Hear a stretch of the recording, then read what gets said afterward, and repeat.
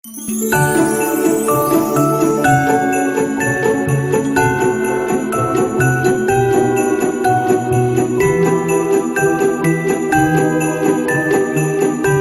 us, Kat Rai! Finally, ayan, nandito ako sa room namin. Ang ganda na ng lighting, kesa dun sa dorm, di ba? Sa dorm, di mo matansya yung ilaw kung gaano ba kadilim and gaano kaliwanag. Pagpasensyahan nyo na kung medyo makalat, kung may makikita kayong makalat, huwag nyo nang pansinin. Kasi, unti-unti pa lang kaming naglilinis, yun nga kakalipat pa lang namin dito. Yung mga clothes namin is nalagay ko na dito sa may aparador, so medyo maayos na yan, guys. Ayan. Tapos, yung kama namin kasi hindi ko na siya nilipat sa labas. Kasi may natutulog dito. Hindi lang kaming dalawa ni Ryan. Yung mga kasama ko natutulog din dito. Kasi gusto namin sabay-sabay kaming natutulog sama-sama. So, yung kama ko nandyan. And then, ito pa yung isang aparador. Yan, mga gamit to ni Ryan. Tapos, yung aparador dito, may mga storage din, may mga cabinet din siya sa taas. Siguro papalitan namin yung color ng cabinet. Kasi brown kasi yung ginawa. Brown kasi yan, pero tingnan natin kung magiging white or depende sa magiging decision namin kung ano magiging kulay ng cabinet. So, ayan siya ngayon. Wala pa siyang egg. So, ayan siya ngayon. Tapos, yung silver play button ko and gold play button na kabit ko na dyan. Meron ditong dumating na package sa atin galing kay Koji-san. Grabe, ang laki, guys.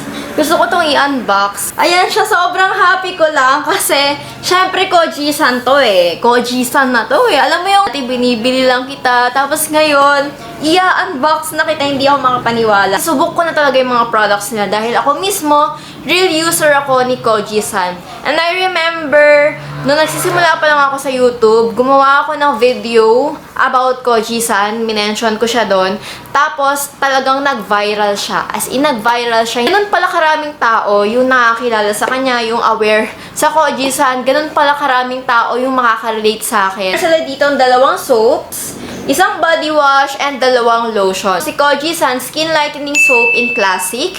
And itong si Koji-san Skin Lightening Soap with Hydro Moist. So, yung dalawang to is infused with zero pigment light and they are paraben free. Pinaganda pa dito kay Koji-san, gumagamit sila ng high grade of kojic acid para mas maging effective talaga yung pagpapalighten ng skin tone mo. So, ito yung laman ng box. Simple lang, guys, yung kanilang signature na orange soap. Nakakita ako ng orange na sabon. Matic, Koji-san na agad yan. Saan ba si Zero Pigment Light? Tina-target kasi niya, guys, yung mga dark spots, uneven skin tone. Yung other one naman, yung kanilang Hydro Moist variant. So, in fairness sa brand na to, nakikinig din sila sa mga consumers nila. Kasi minsan, kapag gumagamit kayo ng mga kojic acid soap, diba hindi natin may iwasan na magiging dry yung skin natin. Ang maganda naman kay Hydro Moist is mino-moisturize pa din niya yung balat mo. Up to 24 hours. Also guys, yung kanilang Hydro Moist is perfect for sensitive skin. Helps prevent the skin from drying.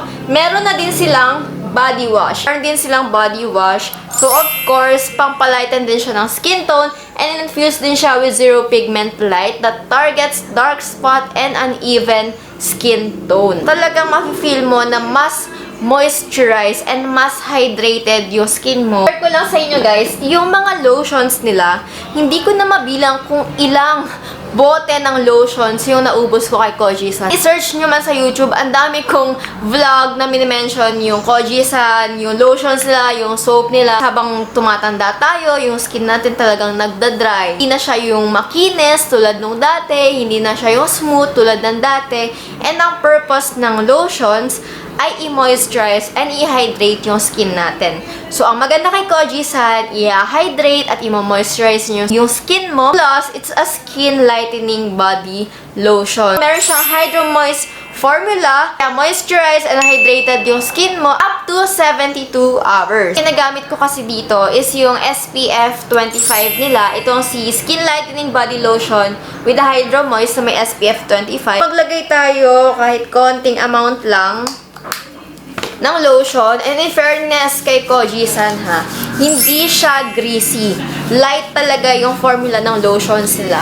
Konting lotion lang guys, ganyan lang, i-spread mo lang siya, and then ma-absorb na siya ng katawan. Hindi siya tulad ng ibang lotion na malagkit. Ang init. Saan? Ay, Ryan. Si Ryan na magdadrive.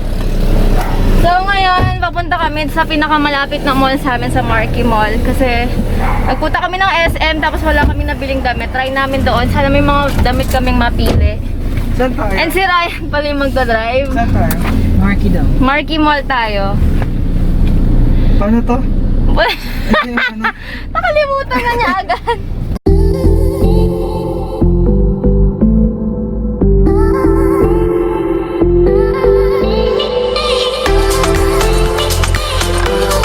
Kami guys sa Marquee Mall, pinapark lang namin yung kotse. Mabilis lang yung biyahe, dumaan kami sa NLEX. Ayan yung mall. So dito tayo papasok. Wait. Eto. Dito na tayo sa center ng mall. Dito na pala yung mga damitan. So yun yung kailangan nating mabili yung mga damit, yung mga clothes. Ninong! Mano po? Ano? Ninong Ray? Wala ba kasi yung ganito? Alan? Ganito? Oo. Bagay yan dalawa. Da? Oo, maganda. Maganda? Sakto lang. Parang ano, gusto ko yung medyo maliit lang eh. Hoy, bayad ka na. Tara na! Libre Oh. mo ako eh. Diba? Libre mo ako? Hindi. Yung libre. Nagbayad ka na. Go, go. Wala akong pagbayad.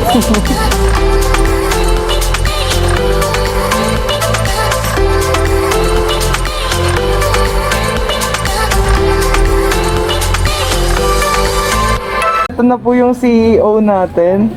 Wow, grabe naman. Ganda naman ng CEO namin. Ayan. Naka-sneakers. Ano, saan tayo mag-jogging? Maganda po. Bagay sa'yo, mahal ko. Malaki. Hindi. Tama lang yan. Dapat merong tube. Guys, so yun, tapos na kami mag-shopping. Ah, yes, shopping. Wow. Word. Thank you, Ryan. Sobrang bait talaga ni Ryan. Tapos, kumain lang kami dito sa kotse. And then, pipick upin sana namin yung in-order naming salamin na whole body. Maganda siya. Dito sa may malapit lang sa amin. Sana medyo hindi masyadong traffic para makaabot pa dun sa dun sa pipick upin natin. Kasi medyo na din late na din, 4:30 PM na. So yun, i-update ko kayo pagka nandun na tayo. Hey guys, ito na yung mirror. Pauwi na kami. Sobrang excited na ako siyang gamitin. May stand to guys. So pwede mo siyang ilipat sa iba't ibang place. Kung saan mo gusto mag-selfie, saan mo gusto mag-mirror shot, sa labas, ganyan, or sa loob ng bahay. So pauwi na kami. Time check.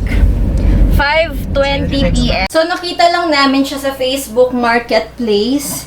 Yung mirror na to, nag-search lang kami kung saan pwedeng bumili. And then, ayan na nga, ito yung nakita namin na malapit sa amin. At ang maganda pa sa kanya guys, pwede nyo siyang i-stand.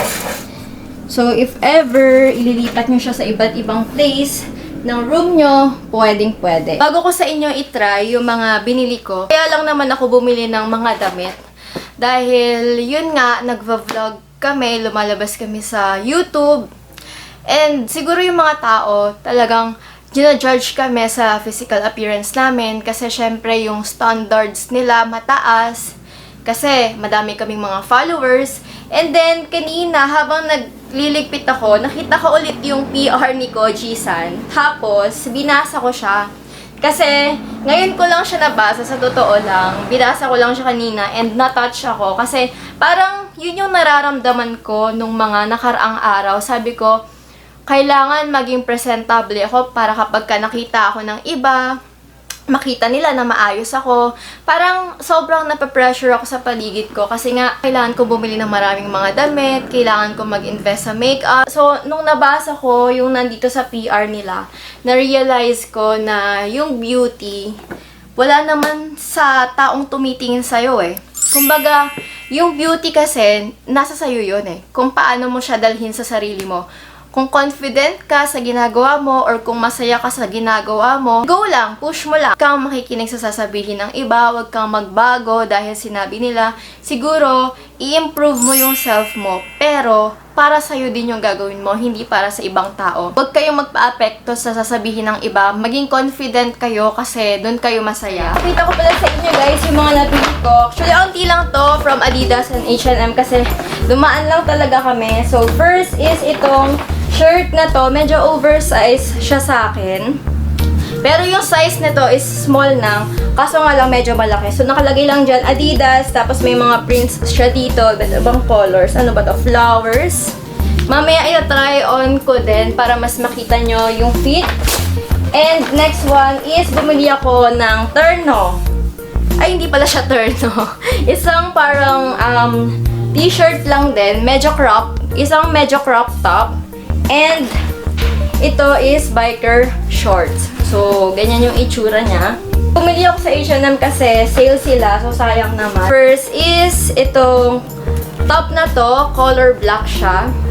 This one is for only 200 pesos. So, may top ka na long sleeve. Mahilig talaga ako sa long sleeve. Di naman halata, di ba? Then, next one naman is itong white na top na long sleeve din. Then, V-neck siya. This is also for 300 pesos. And last, sa mga top is itong medyo crop, pero shirt lang siya. T-shirt for only 399 pesos. Basic top lang din siya na gray. Tapos, ito pinilit lang ako ni Ryan na bilhin to kasi, ewan ko, cute daw siya. Oversized na jacket siya. Ganyan yung itsura niya, guys. Ayan siya, oversized na jacket.